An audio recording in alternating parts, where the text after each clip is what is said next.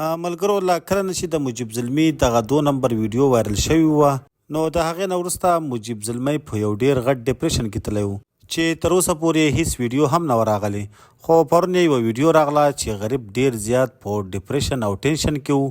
هغه ډېر وخت بعد په خپل ټیک ټاک اکاونټ باندې یوه ویډیو اپلوډ کړه چې په دغه ویډیو کې مجیب زلمی ډېر دردېدلی او غمځپلی ښکارېدو.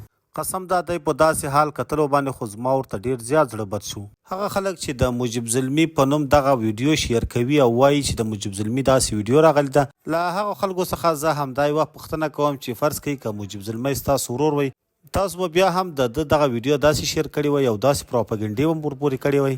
ملګرو زه خو وایم چې راځئ د مجیب زلمي له همدې ویډیو څخه تیر شو. غریب ډیر زیات په ډپریشن کې ده هسې نه خدای مکړه څه پرې وشي.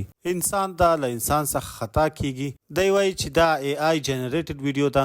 تاسو فرض کړئ چې دا اے آی نه ده بلکې دا کار یا دا غلطي د ده څخه شوې ده نو موږ ته پکار ده چې د ده دغه ویډیو نوره شیر نه کړو او دغه ټاپک نور هیر کړو او څوک په یقین سره ویلی شي چې دا د مجیب زلمي ریل ویډیو ده. دا اے آی هم کیدی شي. دا ضروري نه ده چې دا به خامخا مجیب زلمي همداسې 2 نمبر کار کړی وي او بیا به له ځان څخه ویډیو جوړه کړې وي او یا د بل چا ویډیو ورڅخه جوړه کړې وي بیا دې په سوشل میډیا اپلوډ کړې وي. قدرمن دوستانو تاسو د مجیب زلمي په اړه او د هغه دغه تازه ویډیو په اړه څه نظر لرئ؟ نظر مو را سره په کمنټ کې خامخا شریک کړئ.